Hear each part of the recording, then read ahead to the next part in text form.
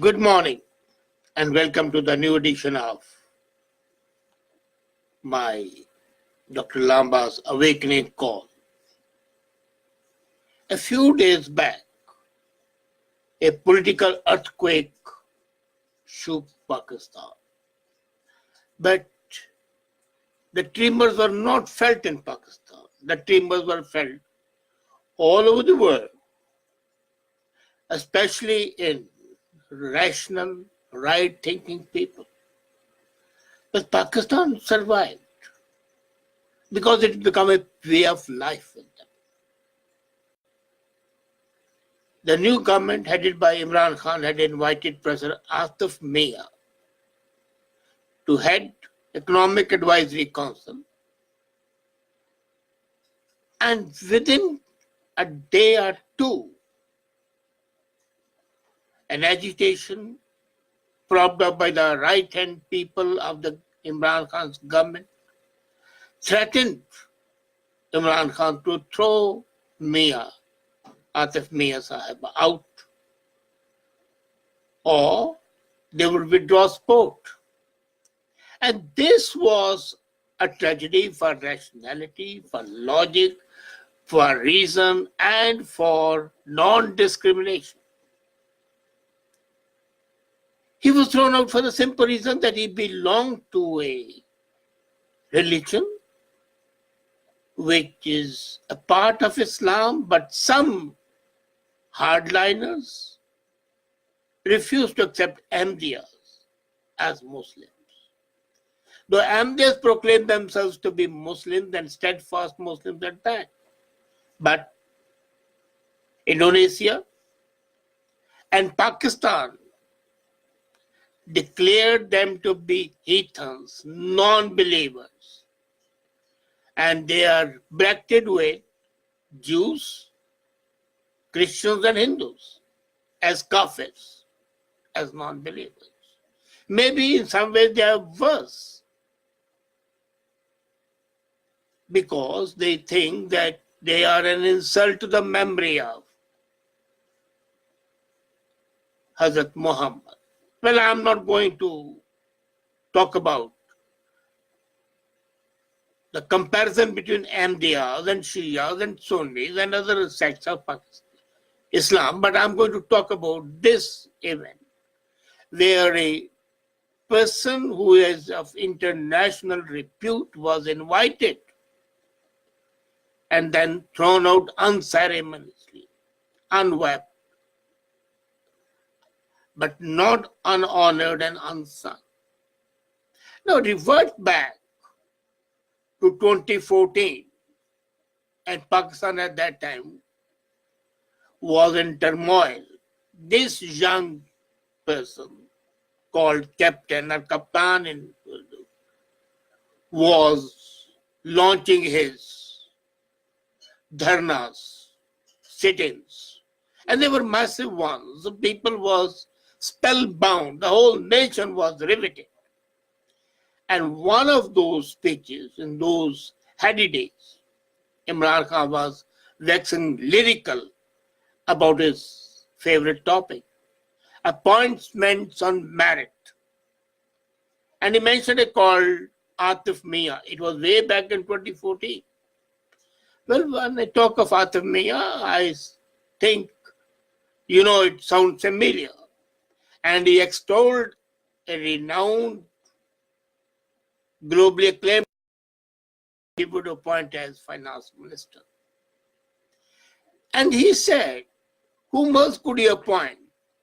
And followers roared with pleasure and approval. But what happened? Simply because he's an Ahmadiyya makes him a pariah, makes him an untouchable.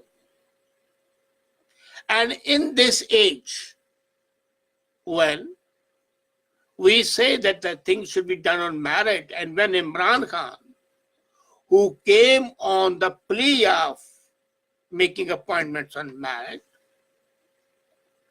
betrays his promise so blatantly, what can the nation hope from him? And I'm not bothered only about that aspect. would the word of this Prime Minister be accepted internationally? Would any nation agree to carry out or sign a treaty with him knowing full well that he is capable of backtracking? And backtracking not in a reasonable time, but in a time that is microscopic in nature as other nations are concerned. Princeton University's Professor Atif Mia was forced to step up because of far-right religious fanaticism. Sometimes I wonder, is it Pakistan of Jinnah or is it Pakistan of Zia? It was August 11, 1947, 3 days before Pakistan became independent. And Jinnah had very famously declared, with all the force that he could command, and he said, you may belong to any religion or caste or creed. That has nothing to do with the business of the state. That was August 11, 1947.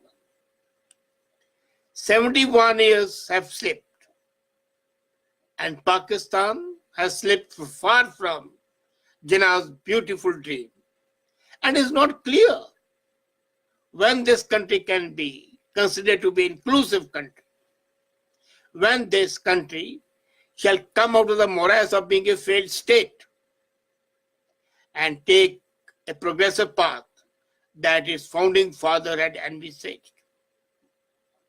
The minorities, even the Muslim minorities, are not safe in that country. Normally, I would not take up one country because the only countries I take up individually are Canada and India. Others I take only which are having a multi-country impact. And Pakistan's action is having a multi-country impact. The Ahmadiyya are spread in 200 countries. And the resentment in Ahmadiyyas in these 200 countries would automatically be there, and it would mount. PTI, the party in power, had clearly erred in both strategy and political will. And none of the political parties in Pakistan have emerged with any credit. You invite an international economist to head your economic advisory team, which was a welcome thing to do. Pakistan is in doldrums today. It is faulting on IMF loans.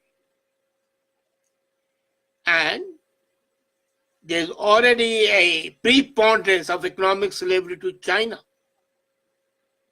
But when Professor Mia was removed, there was a resolution in Senate condemning it.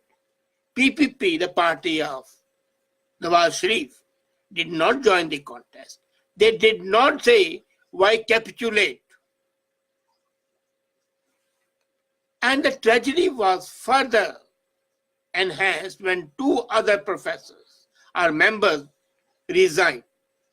They very clearly said that in case there is appointment on the basis of religion, then they don't want to be a party to this. And this was possibly a false dawn. A few days after the capitulation, PTI said he had been removed. And Professor Mia himself says that he stepped down. Why this contradiction? And then, from here, simple messaging and damage control failed miserably. There is no face saving. And when Asim Izaz Khawaja and Islam Rasool also resigned from the same advisory council, this sent the shockwaves all around the world. IMF is worried. World Bank is thinking. OECD is having rethoughts, and economists across the world are aghast at this decision. The same economists who advise their own governments how to interact with Pakistan are shocked that do we need, or does the world need to interact with Pakistan? These three economists leaving EAC is a rebuke to the conscience of Pakistan. You know, it's a brilliant mind, Mia, and he has been stopped from serving his country. Then, if such a person can be treated so shamelessly, what hope is there for an average citizen in the face of intolerance and organized hostility? Jinnah's Pakistan was supposed to be tolerant, progressive, inclusive, democratic. Zia's Pakistan is suffering from racism, communalism, xenophobia, misogyny. Can there be a reversion? No, because what Zia said, he came to India and he said very clearly that I'm creating those fundamentals which Pakistan and other nations will not be able to shake off in hundreds of years. The religion of the right, far right, in the country has been mobilized in a manner that ought to be worried to all right-thinking people, whether they belong to Pakistan or not. Short-sighted concessions and manipulations will have far-reaching consequences for Pakistan. And because in this age of globalization, what happens in one country affects another country. As they say, a butterfly buzzes in Brazil and there's an earthquake in Iran. Pakistan was and is and shall remain a diverse society. You can't deny it. The presence of Hindus and Sikhs and Christians cannot be ignored, and their presence cannot be ignored. Efforts to erase cultural, social, religious differences would succeed only if the large population in this country is divided. And if the whole population is divided on these lines, then that's a bad day for the country. Let's imagine the life of miserable people, intolerable people for a growing number that needs to be countered purposefully and determinedly. But why is it happening? The history shows that concessions to the religious zealots and fanatics erodes the rational thinking and decision making.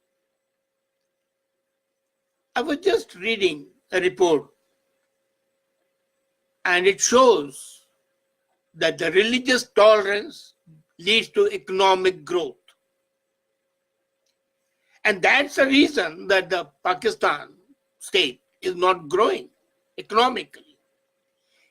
It's a governance challenge to Pakistan. It's a divided polity. It's a political landscape that's plagued by anti-human. I don't care for the democratic, if the human values are upheld, and it's anti-human interference.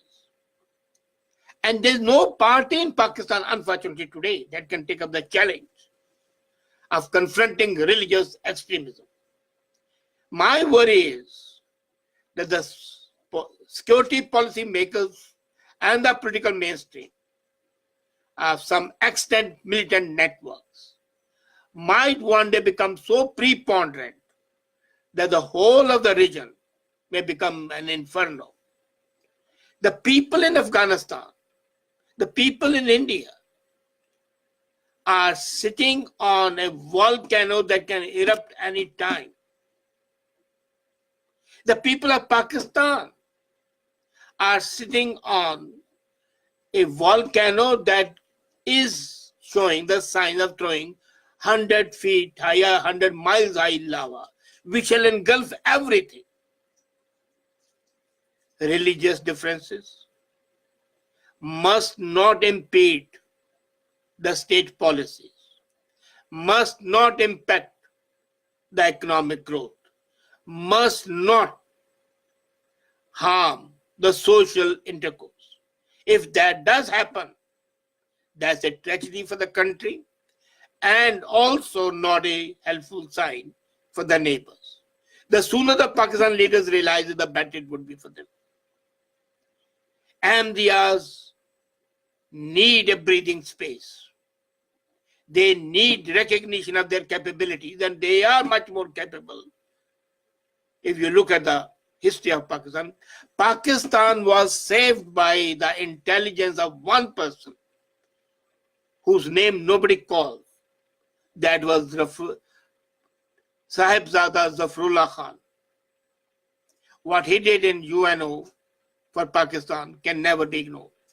The second person was Professor Samas, the head of the scientific revolution in Pakistan. And both of them were Ahmadiyas. How can Pakistan ignore the contribution of this community and write roughshod, treat them with contempt? This is really unfortunate, undesirable, and I wish the rulers of Pakistan wake up to the reality and at least apologize for this insult to humankind. Thank you.